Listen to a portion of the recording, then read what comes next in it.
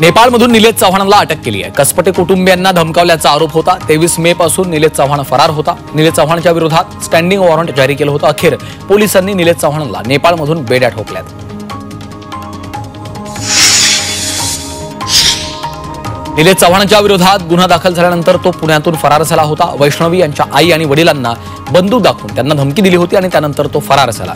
निलेश चव्हाण कसा पळाला याची सीसीटीव्ही दृश्य आता समोर आली आहेत। एका खासगी ट्रॅव्हल्समधून निलेश चव्हाण पळाला आहे।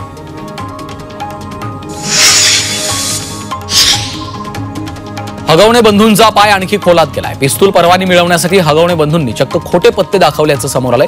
बोगस घरभाडे करार दाखवून शशांक आणि सुशील हगवणेनं पिस्तूल परवानगी मिळवल्याचं समोर आलंय। शशांकनं वारजेतील तर सुशीलनं कोथरूड भागातील बोगस घरभाडे करार दाखवून हे परवानगी मिळवलेत अशी माहिती समोर आली आहे।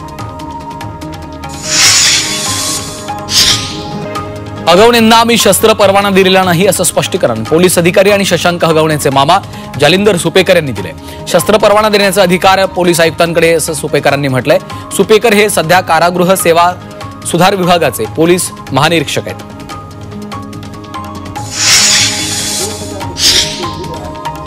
खोटे पत्ते दाखवून हगवणेंच्या शस्त्र परवान्याप्रकरणी तत्कालीन पोलीस आयुक्त अमिताभ गुप्ता अडचणीत येण्याची शक्यता आहे। अमिताभ गुप्ता 2022 मध्ये पुणे शहराचे पोलीस आयुक्त होते। नियमाप्रमाणे शस्त्र परवाना देताना अंतिम सही पोलीस आयुक्तांचीच असते।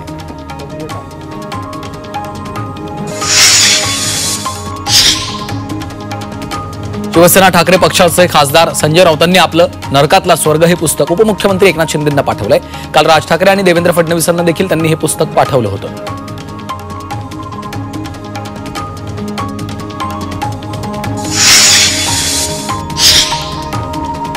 परभणीत मुख्यमंत्री देवेंद्र फडणवीसांच्या हस्ते संयुक्त कृषी संशोधन आणि विकास समिती बैठकीचं उद्घाटन झालं। यावेळी विकसित कृषी संकल्प अभियानाची ही सुरुवात आहे।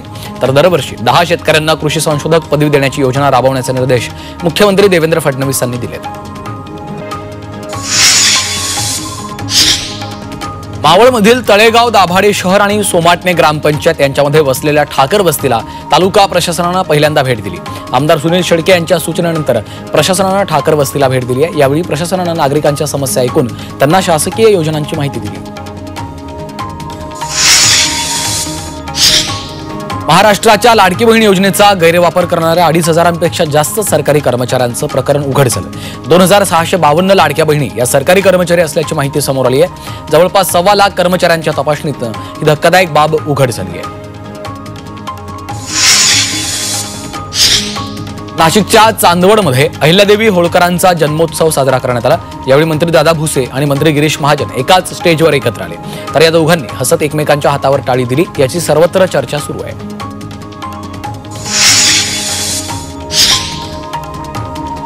अमरावतीमध्ये फासे पारधी समाजाच्या नागरिकांनी आमदार रवी राणा यांच्या घरावर मोर्चा काढत जोरदार घोषणाबाजी केली।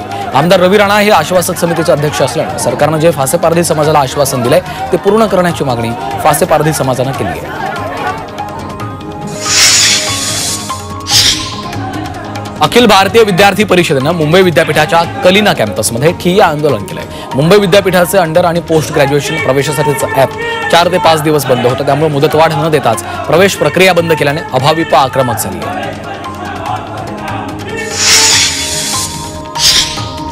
सातारा जिल्हाधिकारी कार्यालयाच्या समोर खेड ग्रामस्थांनी अर्धनग्न आंदोलन सुरू केलंय। समाज कल्याणचा 45 लाख रुपयांचा निधी मागासवर्गीय वस्तीमध्ये रस्त्यासाठी वापरण्यात येणार होता। मात्र तो निधी वनवासवाडी या गावात ज्योतिबा मंदिराकडे रस्त्यासाठी वापरण्यात आल्यामुळे ग्रामस्थ आक्रमक झालेत।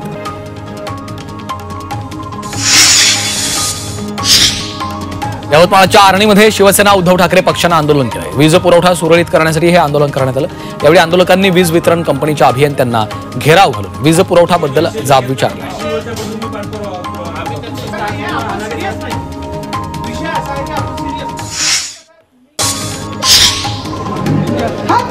पुण्यातील शिरूर तहसील कार्यालयामध्ये महिलांनं गोंधळ घातलाय। तहसीलदारांची जिल्हाधिकाऱ्यांच्या सोबत बैठक सुरू असतानाच यावेळी महिलांनी गोंधळ घातला। न्यायदंडाधिकारी प्रकरणाच्या सुनावणीसाठी कार्यालयाच्या बाहेर ताटकळत उभ्या असलेल्या या महिलेनं संतापामध्ये उंच आवाजात तहसीलदारांवरच राग काढला।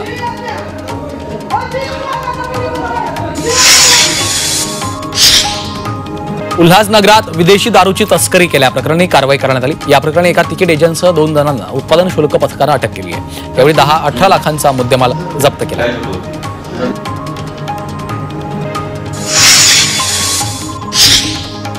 बोरिवलीतील राजेंद्र नगरात मुख्य मार्गावरील वाहतुकीला अडथळा ठरणाऱ्या घरांवर कारवाई करण्यात आली आहे। या ठिकाणी 97 घरांवर महापालिकेने तोडक कारवाई केली। यावेळी कुठलीही अनुचित घटना घडू नये यासाठी पोलिसांचा बंदोबस्त तैनात केला होता।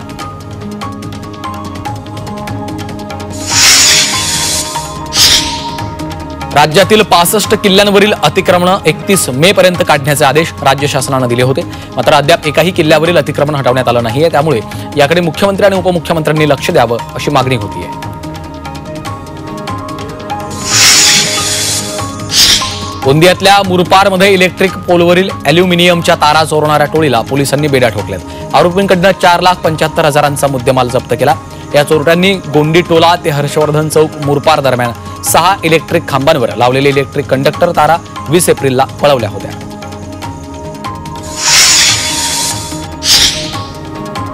पालघरमध्ये प्रियकरानं अल्पवयीन मुलीवर गोळीबार झालाय। गोळीबारात अल्पवयीन मुलगी गंभीर जखमी झाली। तिच्यावर बोईसर रुग्णालयात उपचार सुरू आहेत। प्रियकराला पोलिसांनी ताब्यात घेतलंय।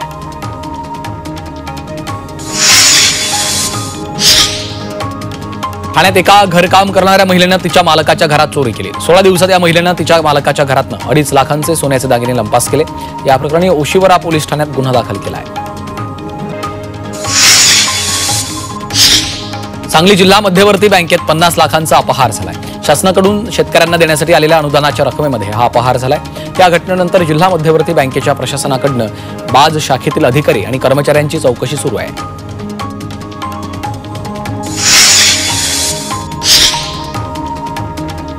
पुण्यापाठोपाठ पनवेलमध्ये हुंडाबळीची घटना घडली। पनवेलच्या पेठालीतील विवाहितेनं एप्रिलमध्ये आत्महत्या केली। सासरच्या त्रासाला कंटाळून सोनम केणीनं आयुष्य संपवलंय। घराच्या कामासाठी माहेरवरून 20 लाख रुपये तसंच वंशाला दिवा हवा म्हणून छळ सुरू होता।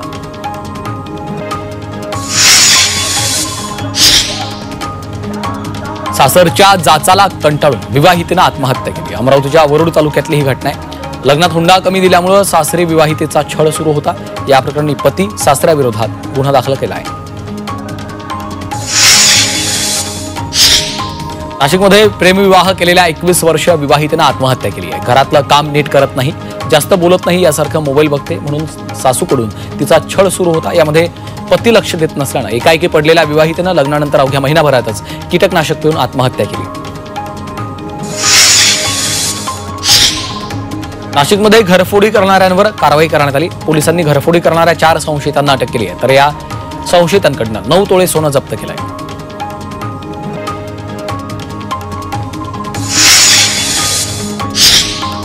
कल्याणच्या आमराई विजयनगर परिसरात क्षुल्लक कारणावरून यशवंत हाईट्समध्ये राहणाऱ्या एका व्यक्तीला बेदम मारहाण करण्यात आली आहे। 3 नशेखोरांनी लाथाबुक्क्यांनी मारहाण करत पळ काढला।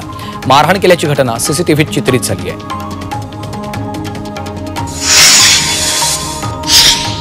कल्याण तालुका पोलीस ठाण्याच्या हद्दीमधील नालिंबी गावच्या जंगल परिसरात एका अज्ञात इसमाचा शिरविरहित मृतदेह आढळलाय। पोलिसांनी दिलेल्या प्राथमिक माहितीनुसार ही हत्या असून मृतदेह इथं आणून टाकण्यात आल्याची शक्यता आहे। शिर शोधण्यासाठी पोलिसांनी ड्रोनचा वापर सुरू केला आहे।